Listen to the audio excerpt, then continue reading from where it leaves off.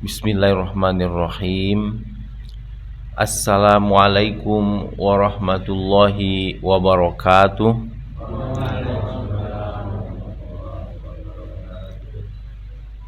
Alhamdulillahilladzi anzalas sakinata fi qulubil mu'minin liyazdadu imanan ma'a imanihim. Asyhadu an la ilaha illallah wahdahu la syarikalah wa asyhadu anna Muhammadan abduhu wa rasuluhu wa nabiyuhu sallallahu alaihi wasallam. Allahumma salli wa sallim ala hadzal nabil karim wa ala alihi wa ashabihi wa man tabi'ahum bi ihsanin ila yaumiddin.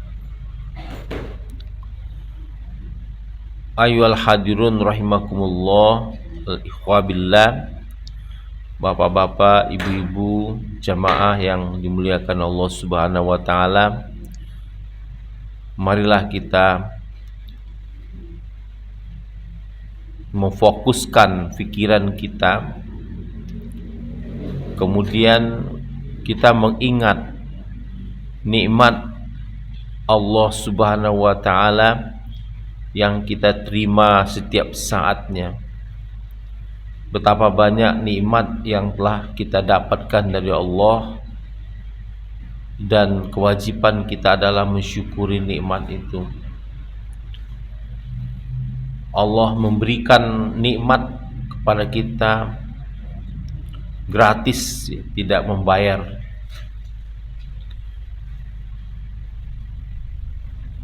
Nikmat kesehatan, nikmat bisa bangun di waktu pagi ini, nikmat menghirup udara oksigen yang mahal sekali harganya, ya, nikmat mendapatkan rezeki. Semua itu adalah Allah curahkan kepada hamba-hambanya. Kewajiban kita adalah mensyukuri nikmat itu. Mari kita bersyukur. La in syakartum la azidannakum wa la in kafartum inna azabi lasyadid. Kalau kamu bersyukur, kata Allah, aku akan terus-menerus menambah nikmat itu. Dan kalau kamu kufur nikmat, maka azabku sangat keras. Jadi saya ingatkan kepada kita semua, kepada diri saya sendiri, agar kita pandai-pandai bersyukur. Tidak gampang jadi orang bersyukur. Banyak di antara manusia suka mengeluh. Nah, kalau orang mengeluh kan namanya tidak bersyukur gitu. Panas hari ngeluh juga, waduh hari ini panas gitu. Itu namanya tidak mensyukuri nikmat Allah. Kalau Allah kasih panas itu tanda ada kebaikan di panas itu. Hujan hari, waduh hujan. Waktunya kalau hujan alhamdulillah begitu kan. Swaiban nafi'an insyaallah. Doa kepada Allah, ya Allah, agar ini bermanfaat sebanyak-banyaknya hujan ini. Jadi tenang jiwa kita. Tidak ada yang kita menjadi orang mengeluh hidup ini gitu ya. Jadi apapun yang kita dapat setiap hari, ya inilah rezeki saya, alhamdulillah. Dengan segala ketenangan jiwa kita ucapkan alhamdulillah. Tidak perlu kita mengeluh, karena kita disuruh ya bekerja, berbuat, kemudian kita berdoa kepada Allah Subhanahu wa taala. Ya, atau berdoa dulu terus kita bekerja, berbuat. Nanti apa yang Allah kasih kepada kita, itulah kasih sayang Allah. Dan tidak perlu mengeluh gitu. Nah, itu orang-orang beriman. Jadi dia selalu bersyukur, jauh daripada keluhan-keluhan, jauh daripada ketakutan. Enggak perlu takut dia menghadapi dunia ini, ya. Takut bagaimana nanti kalau sudah tua, takut kalau anaknya tidak dapat pekerjaan, takut ya, kalau tidak ada nanti orang yang membela dia ketika dia sudah berumur begitu. Nah, semua tidak perlu dikhawatirkan karena Allah menjaga manusia-manusia yang beriman itu akan dijaga oleh Allah Subhanahu wa taala. Bersyukurlah, mari kita bersyukur. Belajar bersyukur. Nabi Sulaiman saja memohon kepada Allah agar dia pandai menjadi orang bersyukur. Apa katanya? Rabbi auzi'ni an ashkura ni'mataka allati an'amta alayya. Ya Allah, anugerahkan kepadaku sifat agar aku bisa bersyukur selalu. Jadi kita ajar diri kita bagaimana menjadi orang bersyukur. Tidak gampang, Ibu ngomong kan gampang saja bersyukur gitu, kayak tiap tiap pengajian juga disebut oleh pembicaranya bersyukur kita gitu kan. Tapi ketika kita menjalaninya itu menjadi sulit bersyukur itu. Ngomonginnya gampang, tapi ketika kita menjalani bersyukur itu sulit dia gitu kan. Kita ngeluh juga gitu kan. Nah, capek lah gitu. Itu namanya kita kita nikmati saja hidup itu gitu kan. Capek ya alhamdulillah gitu kan. Sakit ya alhamdulillah. Kenapa kita sakit ya? Itu adalah Allah berikan kepada kita penghapus dosa kita. Kasih sakit agar kita sabar, lalu dosa kita akan terhapus. Kalau nggak sabar dan sakit, nah Allah marah dia. Tapi orang yang sabar dengan sakitnya, ya Allah kasihkan kepada dia kebaikan-kebaikan yang banyak gitu kan. Allah ampuni dosanya, Allah berikan dia pahala gitu kan. Nah, itu syukur. Ibu-ibu dan bapak-bapak, juga kita mesti bersalawat kepada Nabi ya. Allah mengajarkan kepada kita, kata Allah, innallaha wa malaikatahu yusholluna 'alan nabi ya ayyuhalladzina amanu shallu alaihi wasallimu taslima.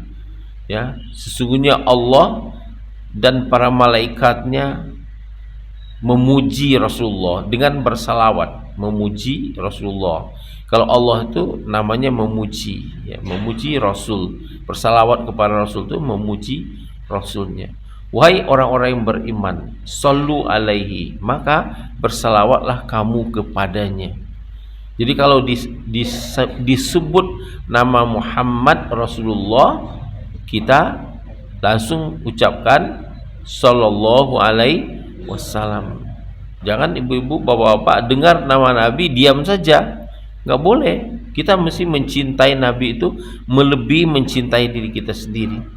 Suatu kali Rasulullah duduk bersama Umar, lalu ditanya, bagaimana keadaan kamu hari ini Umar? Baik ya Rasulullah. Kemudian, siapa yang kamu cintai di dunia ini? Ya diriku sendiri, kata dia. Sesudah itu ya baru Rasulullah dan lain-lain sebagainya. Kata Rasulullah, salah kamu ya, kamu mesti mencintai Rasul itu melebihi mencintai dirimu ya. Ini kepada manusia, bukan selain daripada Allah ya. Jadi oh begitu ya Rasulullah. Iya, jadi ini diajarkan oleh Rasulullah supaya kita mencintai Nabi lebih daripada mencintai diri kita. Maka kita ingat Rasul itu, kita bersalawat kepadanya ya, kita memujinya ya, untuk belajar mencintai Nabi, mencintai keluarganya itu, Nabi dan keluarganya kan. Allahumma sholli ala Muhammad wa ali Muhammad ya, kita ucapkan salawat dan salam kepada Nabi Muhammad dan kepada keluarga Muhammad, karena itu yang diajarkan kepada kita. Nah, kita biasakan mengucapkan salam itu, mengucapkan salawat itu, agar ya Rasul juga mendoakan kita di dunia ini, dan juga mendoakan kita nanti ketika kita memerlukan pertolongannya, syafaatnya di hari kiamat. Nah, nanti Rasulullah SAW akan memberikan syafaat kepada orang-orang yang telah bersalawat kepadanya. Maka ibu-ibu dan bapak-bapak, mari kita ucapkan salawat ya kepada Rasul kita. Allahumma sholli ala Muhammad. Ibu-ibu dan bapak-bapak ya, kita lanjutkan kajian kita pagi ini ya. Kita mulai dari surat Al-Baqarah ya. Kita mulai mengkaji kembali surat Al-Baqarah. Surat Al-Baqarah ya.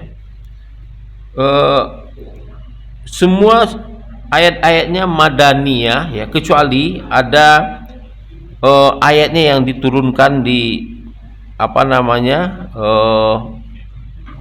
ayatnya jumlahnya 281 ayat ya.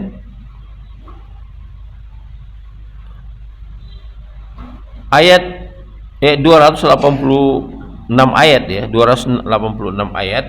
Nah, ayat 281 itu jadi ayatnya semuanya turun di Madinah ya, pada periode Madinah. Kemudian ada salah satu ayat turun memang para periode Madinah, tapi turunnya itu ada di ketika Rasulullah pada haji wada ya, turunnya ayat 281 ya, ketika Rasulullah SAW berada pada haji wada. Nah, kita mulai dari surat yang paling awal ya. A'udzubillahi minasyaitonirrajim. Bismillahirrahmanirrahim. Alif lam mim. Zalikal kitabu la raiba fi hudal lil muttaqin alladzina yu'minuna bil ghaibi wa yuqimunas sholata wa mimma razaqnahum yunfiqun walladzina yu'minuna bima unzila ilaika wa ma unzila min qablik wa bil akhirati hum yuqinun ulaika ala hudam mir rabbihim wa ulaika humul muflihun. Ayat 1 sampai ayat 5. Nah, kalau kita lihat dari segi makna mufradatnya ya, ada kata-kata di sana itu alif lam mim. Nah, Allah tidak pernah memberitahu kepada Nabi Muhammad pun apa arti dari huruf potong itu. Yang penting ada huruf potong alif lam mim. Orang Arab sendiri juga nggak tahu itu artinya. Cuman ada yang mereka-reka ya artinya. Tapi yang paling sahih itu adalah artinya tidak tahu. Ya, tidak tahu apa arti daripada kata-kata alif lam mim itu. Nah, disebut dengan huruf potong. Jadi nggak diketahui artinya. Semua huruf-huruf potong yang ada di dalam Al-Quran itu nggak ada yang tahu artinya. Ada alif lam ra, ada alif lam mim, gitu kan? Ada qa, macam-macam. Jadi itu Allah tidak memberitahu kepada orang arti. Orang Arab sendiri juga tidak mengerti apa. Itulah mukjizat Al-Quran itu, rahasia Al-Quran itu.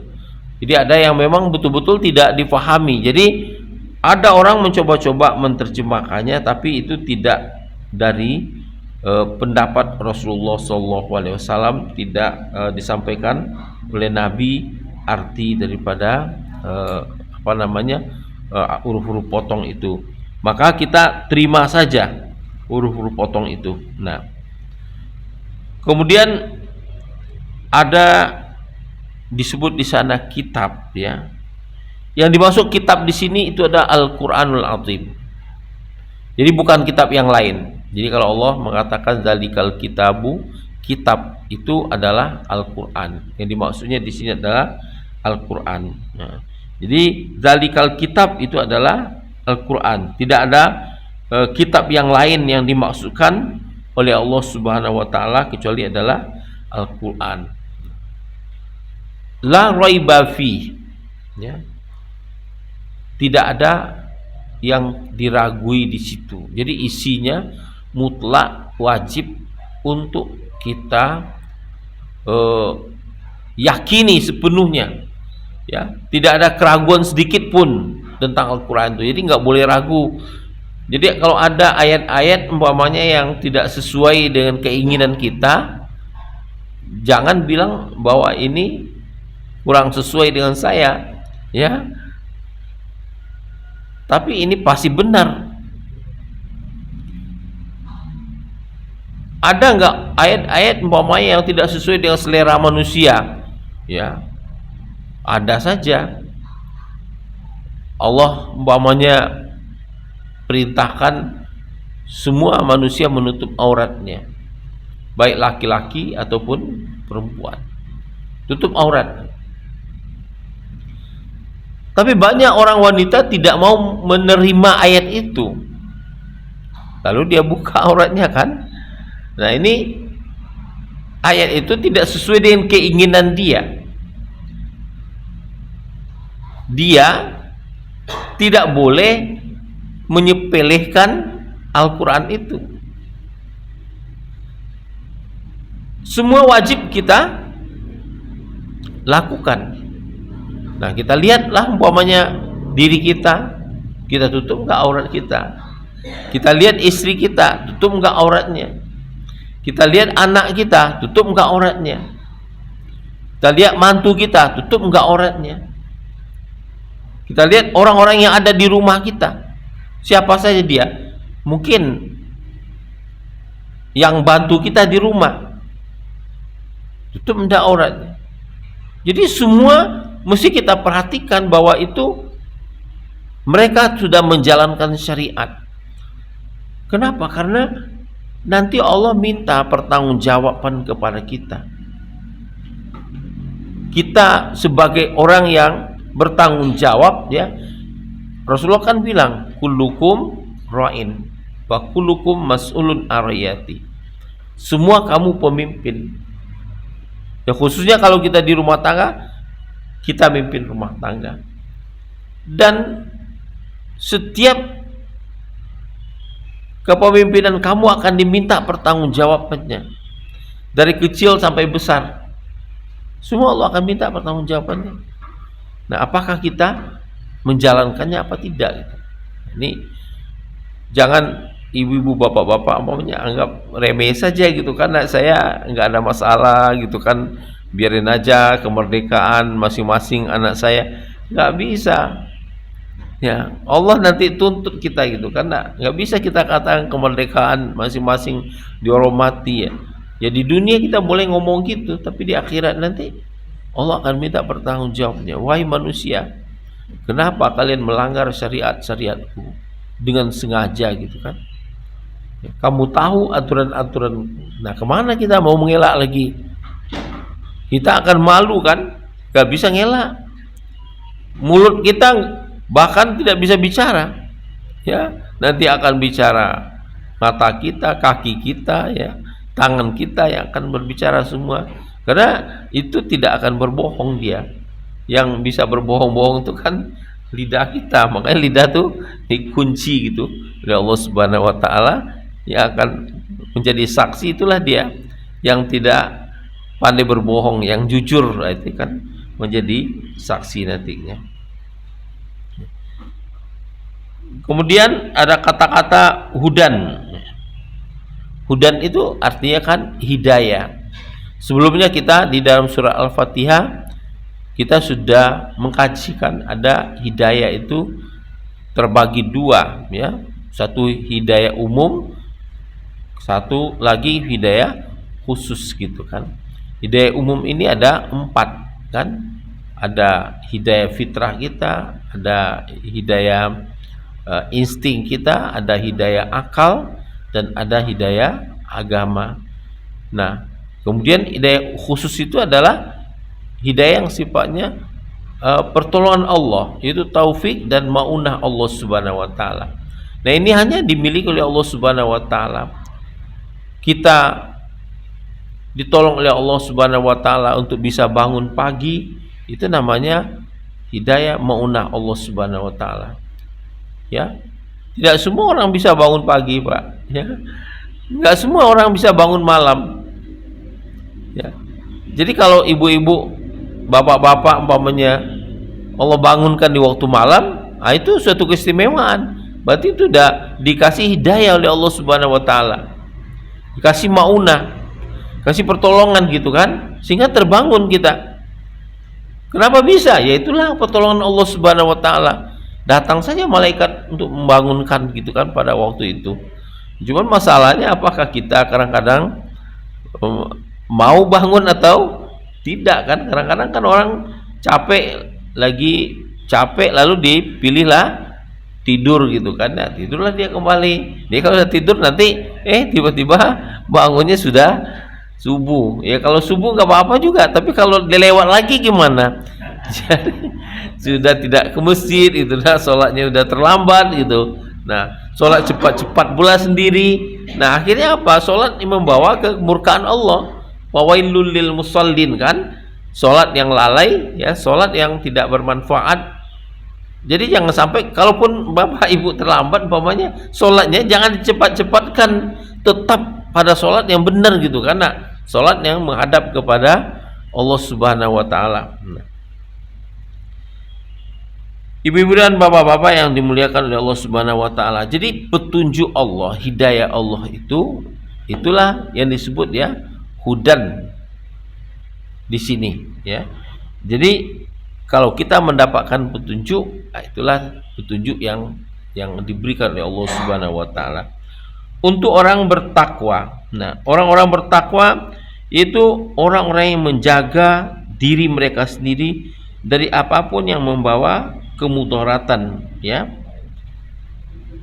Jadi apa saja yang membawa kemudaratan di dalam hidupnya. Di Islam tuh ada yang dijaga itu ya, diajarkan paling enggak yang wajib dijaga itu ada 5 perkara.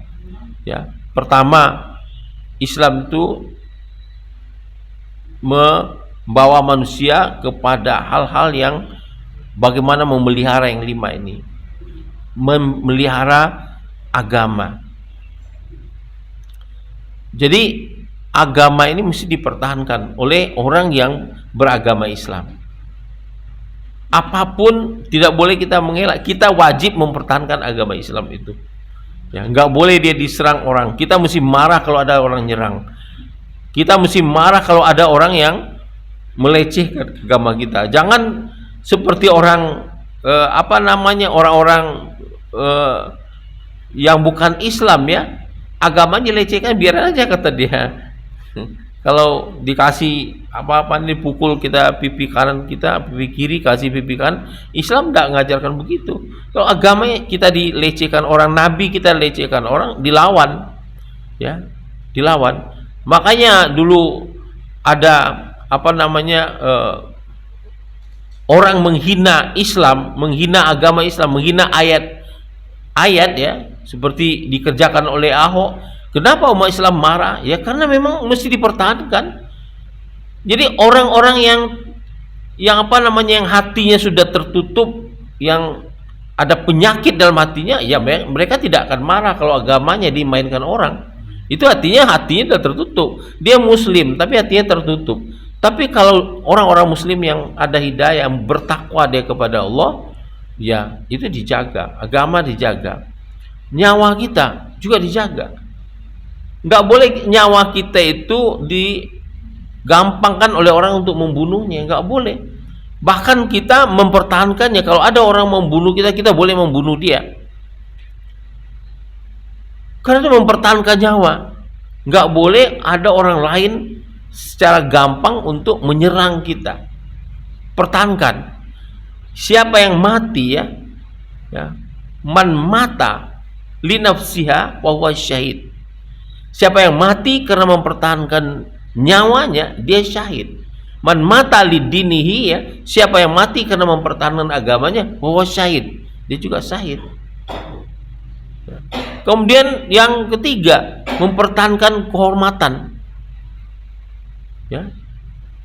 Kehormatan ya, artinya kita tidak boleh berzina, tidak boleh diperkosa orang, ya. Tidak boleh juga dihina orang.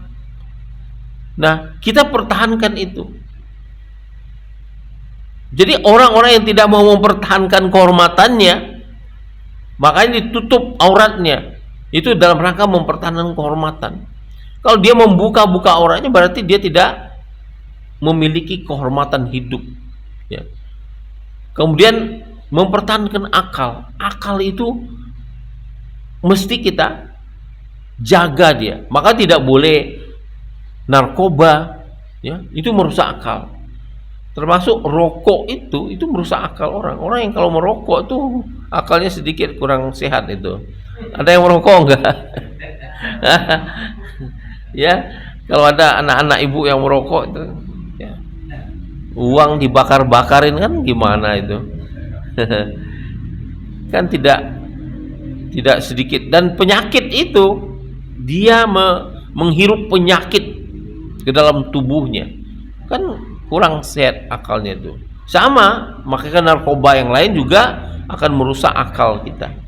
Jadi mempertahankan kehormatan, mempertahankan akal begitu. Kemudian mempertahankan harta. Harta kita nggak boleh dicuri orang, nggak boleh dirampok orang. Ya, man mata lima liya wa syai juga begitu. Rasul katakan kalau ada orang mempertahankan hartanya lalu dia mati karena mempertahankan itu, dia syahid. Sampai sedemikian rupa. Jadi nggak boleh orang sesuka-sukanya saja ngambil harta kita, mencuri harta kita gitu, rampok harta kita gitu kan. Apapun alasannya tidak dibolehkan gitu. Nah, jadi itulah ketakwaan. Jadi orang yang bisa menjaga yang 5 ini, itu berarti dia ada dalam posisi bertakwa. Dia untuk menjaga agamanya, dia sholat, dia itu kan memelihara agamanya. Dia berpuasa, dia berzakat, ya, dia pergi haji gitu. Nah, itu dia dalam rangka mempertahankan agamanya. Jadi mempertahankan agama itu bukan hanya sekedar dilecehkan orang terus kita marah, bukan itu. Juga termasuk orang-orang yang menjalankan syariat itu sendiri. Dia lakukan syariat itu secara pribadi dan secara berjamaah. Ya, dia menambah ilmunya, ya, tidak menjadi orang bodoh. Ya, orang Islam yang nggak mau nambah ilmunya ya bodoh lah. Makanya dia dijual orang, maka dia dibodohi orang. Ya, kenapa orang Islam selalu kalah gitu ya? Karena dia selalu dibodohi orang ya, dari zaman ke zaman. Milih pemimpin saja dibodohi orang dia. Coba kalau kita berdoa kepada Allah, ya Allah turunkan pemimpin yang baik kepadaku.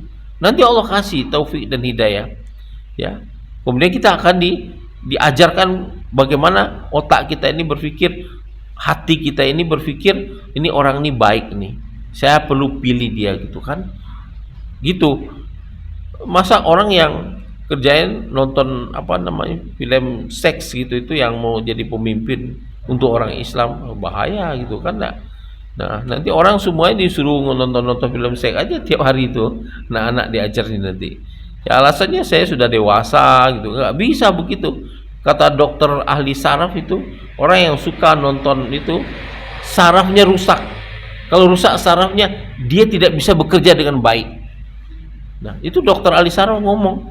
Jadi orang yang terbiasa nonton film-film porno itu sarafnya rusak dan dia tidak bisa bekerja dengan baik.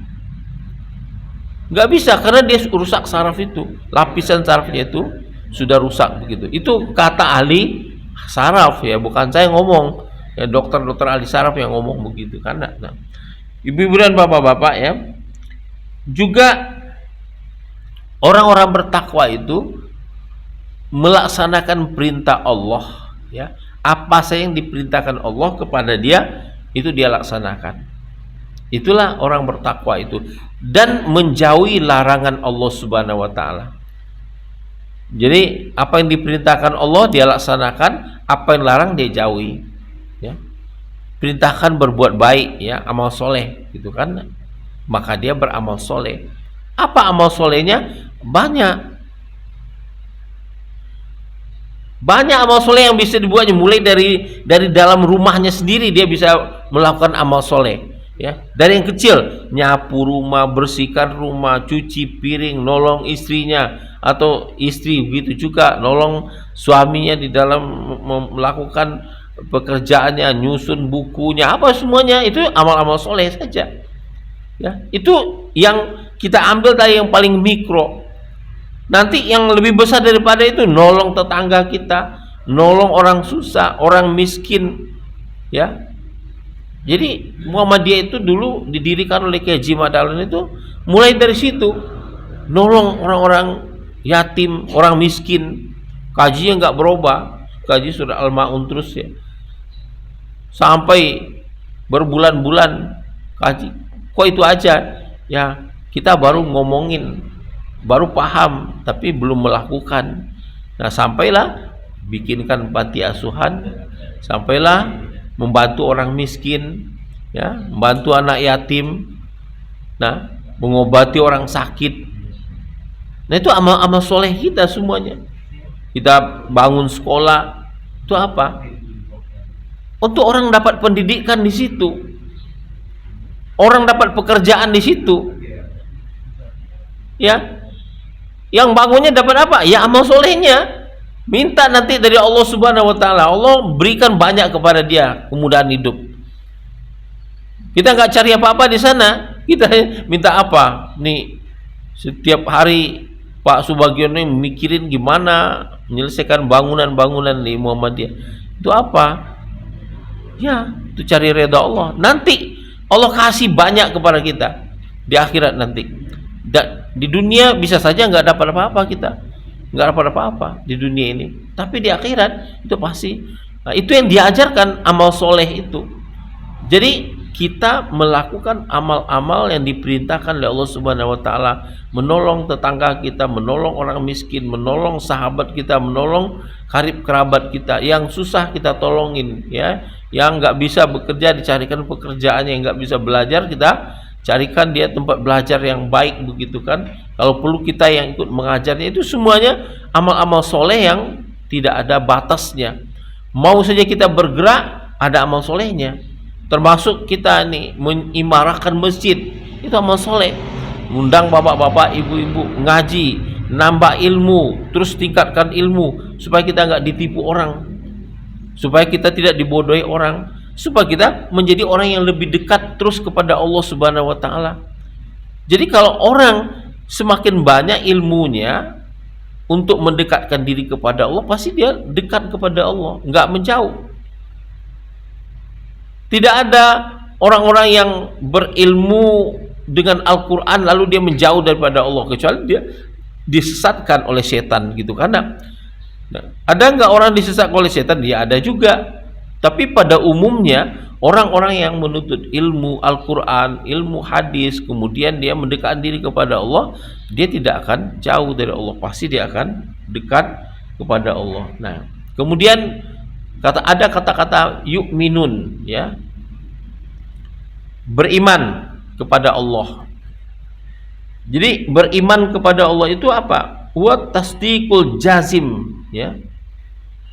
Itu kita benarkan iman, kita ucapkan dengan kata-kata kita. Saya percaya kepada Allah, ya. Saya percaya kepada Rasul. Saya percaya kepada hari kiamat. Saya percaya kepada malaikat, saya percaya kepada kitab-kitabnya, saya percaya kepada qada dan qadar, ya, saya percaya kepada qada dan qadar. Nah, yakin kita, keyakinan itu kita tanamkan ke dalam diri kita, maka kita meyakini Allah itu, ya, dari hati kita yang paling dalam, Rasul itu, malaikatnya, kitab-kitabnya, ya, nanti hari kiamatnya, qada dan qadarnya, itu kita yakini sepenuhnya. Nah, itu namanya beriman kepada rukun iman yang sudah ditetapkan oleh Allah Subhanahu Wa Taala melalui Rasulnya. Nah, keimanan itu mulut kita ngomongin, hati kita membenarkan, dan itu akan tercermin di dalam tindakan-tindakan kita sehari-hari. Kalau kita masih umpamanya ada mau berbohong, berarti pada saat itu kita lupa bahwa Allah sedang mengawasi kita. Nah, iman kita lagi hilang itu, ya. Ketika kita berbohong, itu iman kita lagi hilang. Kepada yang berdagang umpamanya, kalau dia nipu dalam perdagangannya, nah ketika dia menipu itu imannya sedang tidak ada itu. Karena orang beriman pasti dia ingat pengawasan Allah. Nah, saya diawasi oleh Allah. Ada malaikat ya, kanan kiri saya. Ada raqib, ada atidnya gitu kan. Yang mencatat perbuatan-perbuatan baik saya, perbuatan-perbuatan buruk saya. Jadi kalau kita yakin nih, nggak mungkin kita menipu orang, nggak mungkin kita berbohong. Kemudian ketika orang sudah azan dikumandangkan, ya, ada nggak hatinya tersentuh untuk cepat-cepat datang ke masjid itu? Nah, kalau itu tersentuh hatinya, itu namanya dia masih ada iman, diawasi oleh Allah Subhanahu wa taala. Lalu hatinya yakin, lalu tindakannya dia langsung datang. Tapi begitu dia tidak menyahut panggilan itu, diam saja dia di rumah, ya, tidak ada reaksinya terhadap azan itu, ya sudah, berarti ketika itu imannya sedang tidak ada itu. Jadi ibu-ibu dan bapak-bapak, bagaimana kita mau menjaga iman kita? Ya jaganya seperti ini, sering datang ke tempat pengajian itu, sering kita berjumpa dengan teman-teman baik kita. Kan ada doanya Nabi Ibrahim dalam surat Syu'ara itu ayat 83, ya kan? Ayat 83 itu kata Robbi alhiqni bis solihin, ya. Ya Allah, hubungkan saya dengan orang-orang yang soleh, supaya terhubung dengan orang-orang yang soleh. Jadikan temanku adalah orang-orang yang soleh, ya Allah.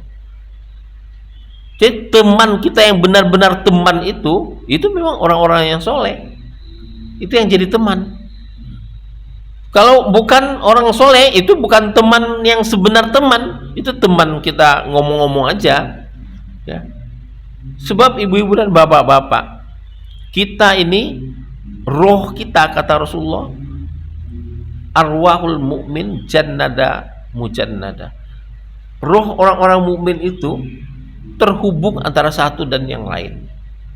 Jadi kalau kita berteman dengan orang-orang soleh, itu terhubung. Sampai nanti ada teman kita yang sudah mati, dia bisa saja datang kepada kita melalui mimpi, melalui apa. Sampai demikiannya. Bagaimana menghubungkan roh kita antara satu dan yang lain. Nah, jadi kalau bapak-bapak, ibu-ibu, ya, kita bangun ikatan persaudaraan itu, jangan menjarak hati kita. Kita nggak boleh menjarak. Tubuh kita boleh menjarak antara satu yang lain, tapi hati kita nggak boleh dijarakkan gitu. Karena banyak orang yang bersatu gitu ya, tubuhnya bersatu, tapi hatinya berjarak. Orang-orang kalau di kantor itu banyak yang seperti itu, ya, karena tujuannya ke kantor itu bukan karena Allah, tapi banyak cari penghidupan. Maka hati tubuh mereka bersatu, hati mereka pecah, saling sikut menyikut satu antara yang lain di sana di kantor itu gitu. Karena tapi di masjid sepatutnya orang-orang di masjid itu hatinya bersatu. Tubuhnya boleh tinggal di mana-mana, tapi hatinya bersatu gitu. Karena kekuatan ruh itu nanti sampai ke akhirat, seandainya ada di antara sahabat kita ini masuk ke dalam neraka, kita umpamanya masuk ke dalam surga, kita terbiasa nih berteman. Kita tanya kepada Allah, ya Allah, saya punya sahabat dulu si A, tapi saya nggak lihat dia ada di surga. Kata Allah, dia ada di neraka. Kalau kamu mau, ambil dia. Ya, bagaimana caranya? Mintakan dia ampun kepada Allah. Jadi dengan saudara kita yang begitu, kita bisa minta ampunkan saudara kita yang ada di neraka dan bisa dikeluarkan. Coba luar biasanya. Tapi kalau bapak-bapak, ibu-ibu tidak membangun rasa persaudaraan, keterhubungan jiwa antara satu dan yang lain, itu nggak bisa dilakukan. Ya. Jadi kaitkan jiwa kita. Makanya orang-orang beriman itu, ya, dia meyakini kepada Allah Subhanahu wa taala, dia akan datangi panggilan Allah. Kan kalau Allah manggil sejauh apapun seperti ke Mekah sana, labbaik Allahumma labbaik, ya Allah aku datang memenuhi panggilanmu, sejauh itu. Kenapa kita datang jauh-jauh begitu? Karena kita tahu Allah sedang manggil kita. Yang manggil itu Allah. Kalau Allah nggak manggil, nggak bakal nyampe di sana. Ada orang sudah duduk di pesawat dia kemarin itu, ya. Tapi karena Allah nggak manggil dia, turun kembali dia. Ada keperluannya yang tidak bisa dia tinggalkan, ya kembali lagi dia. Ya. Kenapa? Ya itu karena Allah nggak panggil dia, itu aja tuh masalahnya. Jadi ada orang dapat panggilan, dia datang, tetapi dia datang juga mesti dengan iman atau bukan dengan iman. Kalau datangnya bukan dengan iman, ya di Ka'bah dia masih ketemu di Ka'bah, tapi dia bilang saya nggak lihat Ka'bah di sini, kata dia. Dia bilang bahwa dia nggak lihat Ka'bah. Pergi sholat ke masjid, masih saya mau ngasih makan ayam saya, kata dia. Jadi kan ini dapat panggilan tapi tidak bermanfaat panggilan itu kepada dia. Ada juga nyampe di sana tapi tidak mendapatkan manfaat yang lebih karena kedatangannya itu. Nah, jadi ibu-ibu dan bapak-bapak, iman kita itu ya akan memelihara diri kita dari segala keburukan-keburukan. Karena kita mengingat ada Allah, ya. Kan Allah itu dekat kepada kita. Ya. Tidak jauh-jauh, ya. Aqrabu min haulil warid, kata Allah. Saya itu lebih dekat kepada kalian daripada urat leher kalian sendiri. Nah, kita nggak bisa melihat Allah Subhanahu wa taala, tapi Allah melihat kita. Dia maha melihat, maha mendengar. Nah, tinggal kita, iman kita tadi itu bisa nggak mencapai itu. Kalau iman kita nggak bisa mencapainya, maka rugilah kita, ya. Ya, ibu-ibu dan bapak-bapak, jadikan diri kita ini menjadi orang yang bisa mencapai Allah Subhanahu wa taala. Jadi ucapkan dengan lidah kita dan hati kita betul-betul memahami, kemudian kita kerjakan dalam hidup kita. Itulah iman itu. Ya, kalau Allah perintahkan kita berbuat baik, ayo kita berbuat baik. Kalau Allah perintahkan kita sholat, ayo kita sholat dengan baik. Ya, lakukan sholat yang benar, sholat yang baik, sholat yang diterima oleh Allah Subhanahu wa taala. Jangan kita lakukan sholat yang jauh dari Allah. Bagaimana sholat yang jauh dari Allah? Ya kalau kita lalai hati kita, sepanjang sholat kita itu Allahu Akbar, yang kita ingat pekerjaan kita, ya, di pasar, pekerjaan kita di kantor, pekerjaan kita di sawah, di ladang, itu yang diingat. Sampai assalamualaikum, assalamualaikum, nggak ada ngingat apa-apa. Yang ngasih yang kita ingat adalah pekerjaan-pekerjaan di luar itu semuanya. Akhirnya sudah assalamualaikum, dah selesai nih. Nah, terasa baru selesai sholat nih. Jadi kalau itu sholatnya namanya kita wail ya lil musallin. Akan ada kecelakalah orang-orang yang sholat, ya. Neraka untuk dia. Alladzinahum an sholatihim sahun, yang lalai dalam sholatnya. Jadi ibu-ibu dan bapak-bapak, seorang yang beriman gak mungkin lalai dalam sholatnya. Seorang yang beriman pasti dia sholat secara benar. Nah, itulah di dalam mengaplikasikan keimanan itu, gitu kan? Nah, di dalam rangka mengaplikasikan keimanan itu. Nah, ibu-ibu dan bapak-bapak, waktu kita sudah berakhir sampai di sini dulu, ya. Kita sambung minggu depan nantinya. Ya, alhamdulillah, saya ucapkan mohon maaf lebih dan kurang. Nah, kalau ada pertanyaan nanti silakan, saya kembalikan dulu ke Pak Ripto, silakan Pak. Alhamdulillah.